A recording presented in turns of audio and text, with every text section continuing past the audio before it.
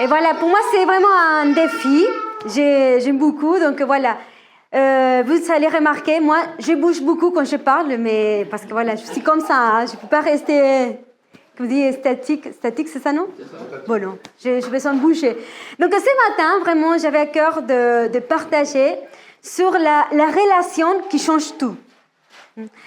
Parce qu'on a besoin d'avoir des bonnes relations autour de, voilà, avec tout le monde qui est autour de nous. Mais je ne peux pas avoir une bonne relation avec tout le monde si je n'ai pas la bonne relation avec le Seigneur.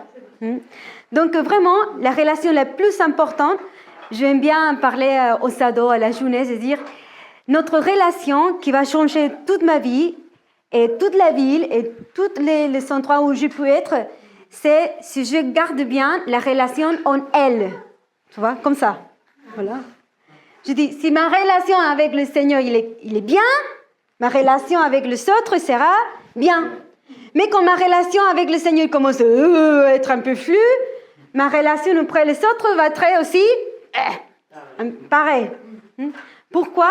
Parce que quand je reste connectée avec le Seigneur, le fruit de ma relation, la conséquence de ma relation, parce que je commence à lui donner vraiment la place à le Seigneur, je commence à comprendre que lui, il est ma priorité, que lui, il est le centre de tout, que ma vie, elle dépend de lui. Donc, je reste connectée avec lui.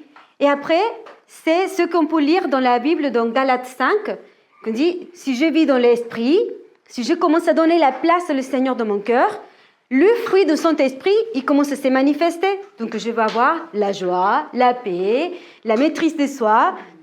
Par exemple, moi, je sais, quand la relation là, ça va pas, j'ai pas la maîtrise, hein. Donc je m'énerve tout de suite, et puis, tu vois, je peux parler mal, je vais regarder mal à quelqu'un, mais quand ma relation avec le Seigneur, il est bien, waouh, j'ai la paix, hein. Et des fois, quelqu'un vient, il te parle mal, tu dis, bon, peut-être, oui, c'est vrai, mais c'est pas trop comme ça. Mais quand ma relation avec le Seigneur n'était pas bon, quelqu'un vient et me dit, mais Nati, mais pourquoi tu me dis c'est pas comme ça? Et on explose. Hein? Donc, c'est vraiment important. Et une chose que j'ai appris tout au long de ma vie, c'est que deux fois, on restait plus concentré de vivre une rencontre avec le Seigneur, mais pas une relation avec lui. J'attends toujours à avoir une rencontre pour dire « Ah, j'ai senti sa présence. Waouh, je suis allée à un événement. Ah, je suis allée pour faire telle chose. Ah, j'ai écouté une prédication. Ça m'a beaucoup touchée. » Et je reste que dans la rencontre qui a bousculé ma vie, qui m'a parlé. Mais après, je ne me tiens pas vraiment dans la construction d'une relation avec lui. Et j'aimerais parler avec vous tous ce matin sur une femme que je pense qu'il a compris les choses tout de suite. Et je ne sais pas si vous connaissez l'histoire de la femme samaritaine. Oui? Vous la connaissez-vous tous? Oui? Est-ce que quelqu'un ne connaît pas cette histoire? Non? Tout le monde la connaît? Ouais? Donc, c'est une femme que ça... Voilà, c'est l'histoire de sa vie. Elle n'était pas la bonne. On le connaît tous, hein? Mais il y a une chose que moi, ça m'a beaucoup touchée, c'est que Jésus, on va trouver l'histoire dans Jean 4, et dans le verset 4, dit comment il devait traverser la Samarie, ça parle de Jésus, c'est comment vraiment Jésus, il avait besoin de traverser pour la Samarie. Il a dit, j'ai besoin d'y aller là-bas. Mais pourquoi? Parce qu'il savait qu'il avait une femme qui avait besoin de lui, qui avait besoin de vivre une rencontre personnelle avec Jésus. Une femme qui, à travers de sa vie, de sa relation avec le Seigneur, quand il a tout compris, c'est elle qui a changé toute la ville aussi. Donc, le Seigneur, il a cherché. Donc, le premier point de mon petit message de ce matin, c'est que Jésus, il sait où te trouver et il viendra te chercher pour commencer une relation avec toi. Le Seigneur, il sait dans quel moment il va arriver dans ta vie. Et des fois, on dit, mais Seigneur, c'est la galère dans ma vie, je n'arrive pas, je ne sais pas quoi faire. Mais le Seigneur, il arrive toujours dans le bon moment, avec la bonne réponse. Et des fois, on dit, mais Seigneur, pourquoi tu m'as pas donné la réponse hier? J'avais besoin hier la réponse, pas aujourd'hui. Le Seigneur dit, je sais pourquoi. Parce que c'était aujourd'hui que tu avais besoin d'avoir ces rencontres avec moi, de comprendre qu'est-ce qu'il y a dans mon cœur pour toi. Donc Jésus, il a eu besoin de se rencontrer avec cette femme. Il a dit, voilà, je connais toute ta vie, tu as fait ça, tu as fait ça. Et la femme, elle est restée choquée. Mais en fait, le Seigneur, il n'a pas resté sous les échecs de cette femme. Il a dit, je te connais, mais c'est moi qui va te donner, c'est l'eau de vie. C'est moi qui va tout transformer dans ton cœur. Donc, Jésus, il nous regarde et dit, je ne veux pas regarder les échecs de ta vie. Je ne veux pas regarder, je ne veux pas rester concentré sur les choses que tu n'as pas réussi.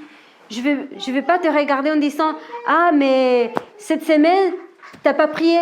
Ah, mais cette semaine, tu n'as pas lu ta Bible. Ah, mais ça fait 2 semaines qu'on ne se parle pas. Tu n'as pas envie de prier. Le Seigneur ne vient pas comme ça, il le connaît. Mais il te dit toujours, si tu viens vers moi, je vais te donner, tu vois, dans tout ce dont on a besoin vraiment. Et c'est lui qui va, c'est que le mot je cherchais, ressaisir, c'est ça non? Non, nous saisir, c'est ça non? Comment on dit? Ressaisir, voilà. Il va vraiment, parce que c'est lui les sources de vie. C'est lui qui va nous donner tout. Donc c'est lui qui va nous combler. Donc des fois on vient et dit, oui mais Seigneur, ça fait très longtemps que je n'ai pas prié, que je ne lis pas ma Bible, je ne sais pas comment me tenir ferme, mais vraiment des gros combats, je lutte avec ma pensée, je lutte avec tel péché. Et le Seigneur te dit, je connais ta vie, mais viens avec moi. Laisse-moi combler ta vie de ma présence. Laisse-moi te transformer. Et quand cette femme, il a compris cette vérité, qu'est-ce qu'il a fait? Il a dit, oui Seigneur, donne-moi ça. Donne-moi ça. J'ai besoin de ça. Et après, cette femme, qu'est-ce qu'il a fait? Une fois qu'il a compris que Jésus, il a dit, c'est moi le Messie, c'est moi le Sauveur. Elle a tout compris. Et tout de suite, dit la parole, qu'elle a tout laissé. Il est parti. Elle a commencé à courir, c'est ça non? Oui. Courir. Oui, il a commencé, il est parti. Elle a commencé à parler à tout le monde. Mais vous comprenez, c'est une femme dont sa, je peux dire, réputation, c'est voilà. Et elle n'était pas la bonne, même pas pour la ville. Tout le monde connaissait son histoire. Hein? Pourquoi on sait ça? Parce qu'après, tout le monde dit, tout le monde, il a entendu cette femme, et tout le monde, il a cru. Il a dit, mais c'est pas elle mais c'est elle qui nous parle. Mais c'est elle qui a la foi. Mais c'est elle qui nous bouscule. C'est elle. Mais on la voit, elle a la joie, elle a la paix, elle a changé. Qu'est-ce qui s'est passé? Et c'est pour ça que tout le monde, il est venu pour avoir aussi une rencontre avec Jésus-Christ. Et tout le monde, il est venu pour dire, voilà, c'est pas, on a cru en Jésus pour tout ce que tu nous as dit, mais aussi pour tout ce qu'on a entendu de lui. Donc cette femme, elle a vraiment, waouh, elle a tout compris. Elle a dit, je connais que Jésus, c'est la seule personne qui peut me sauver. Elle a compris ça. Elle a compris l'importance comme Paul il a dit aussi quand on a commencé la réunion, de ne pas rester sur ce que j'ai reçu. Seigneur, j'ai besoin de toi. Seigneur, guéris mon cœur. Seigneur, remplis ma vie. Cette femme, il n'a pas resté qu'avec ça. Une fois qu'il a reçu, qu'il a compris, il est allé chercher à tout le monde pour dire, je ne veux pas être la seule à comprendre ça ou à vivre ça. J'aimerais le partager avec tout le monde. Et c'est ça qu'elle a fait. Et elle a tout changé. Et beaucoup de personnes, ils ont commencé à croire en Jésus-Christ grâce aussi à la vie de témoignage de cette femme. Alors, je peux avoir vraiment une rencontre avec le Seigneur. Une rencontre personnelle qui va vraiment transformer ma vie. Mais après, c'est à moi de commencer à construire une relation avec le Seigneur.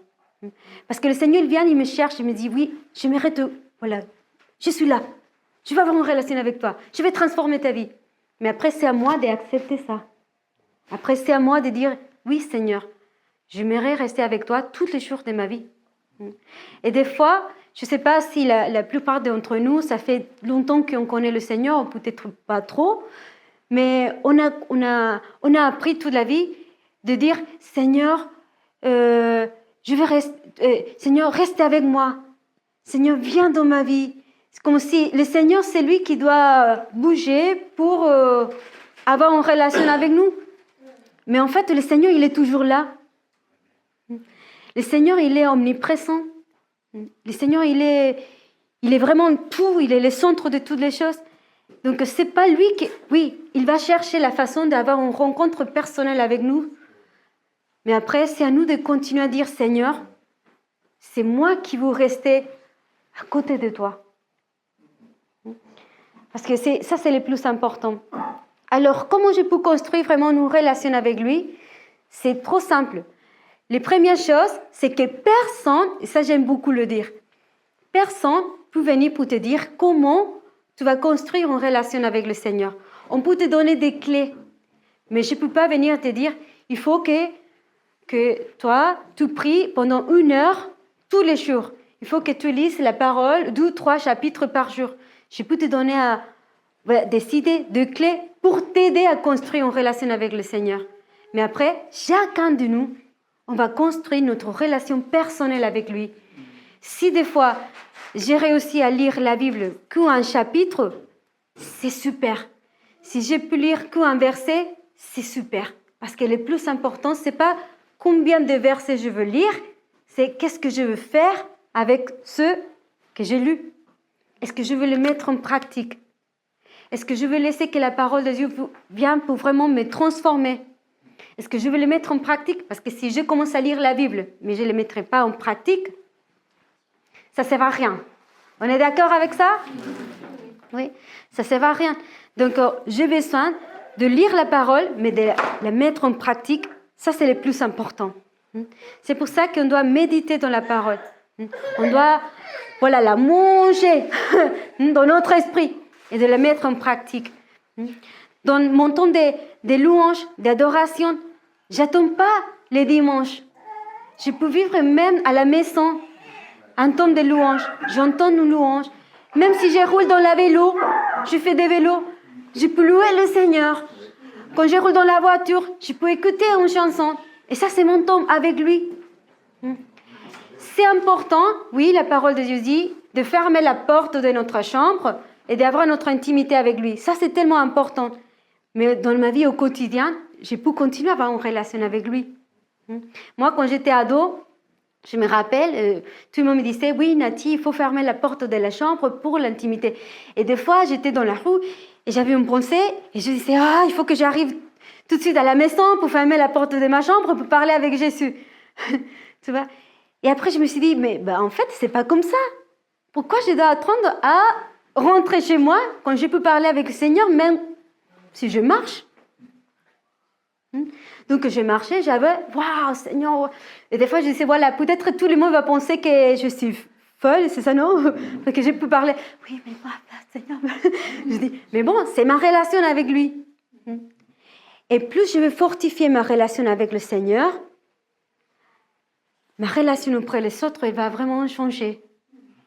Et beaucoup de personnes, ils vont croire en Jésus-Christ parce qu'ils vont voir un changement dans ma vie.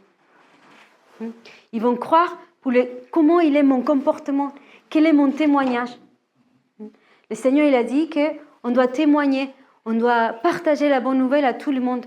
Et c'est ça que la femme samaritaine, elle a fait. Elle a eu une rencontre avec le Seigneur. Elle a commencé à construire une relation avec lui parce que ça, c'est sûr et certain qu'après, il a resté attaché avec le Seigneur. Mais toute la ville, il est resté touché par l'amour de Jésus-Christ. Et je pense que nous, le Seigneur, il n'a pas besoin d'une grande église pour transformer une ville. Le Seigneur, il a besoin d'une personne qui a une relation avec lui pour transformer une ville tout entière. Ici, on n'est pas qu'une personne. Donc imaginez toutes les choses que toi et moi, on peut faire dans toute la France. Parce qu'une personne qui a une relation avec lui, une personne qui a le Seigneur en première, une personne qui vraiment aime le Seigneur, qui laisse le Seigneur transformer sa vie, une personne qui comprend que je dois mourir à moi-même pour que lui, il prend vraiment la place dans tous les domaines de ma vie, c'est cette personne qui va transformer toute une nation. Parce que c'est la présence de Dieu qui va se manifester. Des fois, on essaie de parler à la famille, on vient à l'église Et nous voulons partager à la famille de, voilà, il faut que tu crois en Jésus, il faut que tu... Mais la famille, c'est vraiment, ce sont les personnes qui nous connaissent vraiment qui nous sommes. Ouais. Et la famille, une fois, j'ai parlé avec une fille, elle me dit, oui, mais je parle avec mes parents, mais mes parents me disent, ah, mais non, c'est pas vrai, c'est que tu penses, c'est que tu crois. Je dis, bah, en fait, ils vont pas croire parce que tu vas parler, mais après ta maman, elle va te demander quelque chose et tu vas faire. Et ta maman, elle va pas écouter que tu aimes Jésus et que Jésus, il a transformé ta vie. Ta maman, il va voir que tu as fait. Vous voyez? Donc, nos enfants, ils vont pas voir, ils vont écouter, oui, on va prier. Oui, maman et papa, ils me disent qu'on va prier, mais à chaque fois, ils ne m'entendent pas parce qu'ils restent avec le portable. Maman et papa, ils ne sont pas avec moi parce qu'ils préfèrent travailler que de regarder un film avec moi ou de sortir au parc pour jouer avec moi. Donc, quand j'ai vraiment une relation avec le Seigneur me dit, Nanti, étendre le portable. Nanti, c'est pas comme ça qu'il faut parler les enfants. Nanti, c'est pas... Laisse-moi. Et c'est pas que le Seigneur il vient pour te dire toujours, il faut pas faire ça, il faut pas faire ça. Il vient aussi pour nous encourager. Ah, c'est ça qu'on peut faire. Ah, laisse-moi, je peux transformer ça. Ah, tu peux dire tel mot, tu peux faire telle chose avec tes enfants, tu peux faire telle chose avec tes parents. C'est pour ça que la relation qui va tout changer, c'est cette relation, je dis, en elle. Je reste avec le Seigneur, toutes mes relations avec tout le monde, ils seront bien. Je ne reste pas que dans la rencontre avec lui. Ah non, je veux m'intéresser aussi pour partager à tout le monde. Et ça, c'est la mission de nous, l'Église. On s'est réunis ici pour célébrer le Seigneur, pour louer l'Éternel, pour voir, se ressourcer. Mais pourquoi? Parce qu'après, ce n'est pas le lundi, c'est le dimanche l'après-midi qu'on doit commencer aussi à partager l'amour de Dieu auprès de toutes les personnes qui sont autour de nous. Mais ce n'est pas quelque chose que je veux forcer. Ça va devenir naturel. Ça va devenir naturel parce que c'est les fruits. C'est les fruits de ma vie. C'est les fruits de ma relation avec lui. Amen? Oui? Vous êtes d'accord avec ça? Oui. Donc, si on fait vraiment une petite auto-évaluation de notre vie, des fois, quand on n'a pas trop bien géré les choses, si on commence à faire un petit récapitulatif, on dit, ah voilà, Seigneur, j'ai pas eu une bonne relation avec toi dans ces moments. Et peut-être c'est pour ça que ma réaction, elle n'était pas la bonne. Mais il va arriver un moment où les personnes qui sont autour de nous, ils vont venir pour nous dire, je vais soin que de toi. Parce que là, tu es calme. Parce que là, tu es sage. Parce que toi, tu me donnes une parole de sagesse. Parce que là, c'est possible de parler avec toi. Mais pourquoi? Parce que dans mon cœur, je donnais toute la place à le Seigneur. Quand j'étais à la fac, c'était le moment où je peux vivre vraiment tout ça d'une façon plus concrète. Je ne trouve pas les mots, mais voilà, j'essaie. Et j'avais des copains de la fac qui venaient et me disaient, mais Nati, tu es vraiment différent. Pourquoi tu es comme ça? Et ça, c'était l'opportunité pour témoigner. Et même jusqu'à aujourd'hui, j'ai des amis de la fac qui m'envoient des messages en disant, Nati, tu peux prier pour moi? Nati, qu'est-ce que je peux faire avec ça? Mais pourquoi toutes les personnes y viennent? Parce que tout le monde sait que moi, j'ai une relation aussi avec le Seigneur. Mais après, c'est pas moi la source de vie. Mais je dis, oui, je peux prier pour toi, mais toi aussi, tu peux parler avec lui. C'est pas que moi. Je peux prier pour toi, mais je peux prier aussi avec toi. Donc, c'est pas que, oui, je suis la super héroïne qui va prier. Non, je prie pour toi, mais je prie avec toi. On parle ensemble. Tu sais pas comment trouver les mots? Voilà, moi je peux t'accompagner. Bien. Donc, je pense que Saint Noël, il a besoin des personnes qui vont comprendre cette relation. La relation qui va tout changer.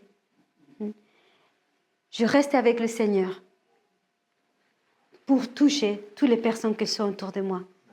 Il y a une chanson que moi j'aime trop. Et à chaque fois que je la chante, comme dit, j'ai un nœud de la gorge. Quand il dit, c'est la raison pour laquelle je vis. Oui. C'est la raison, c'est pour t'adorer, mon Dieu.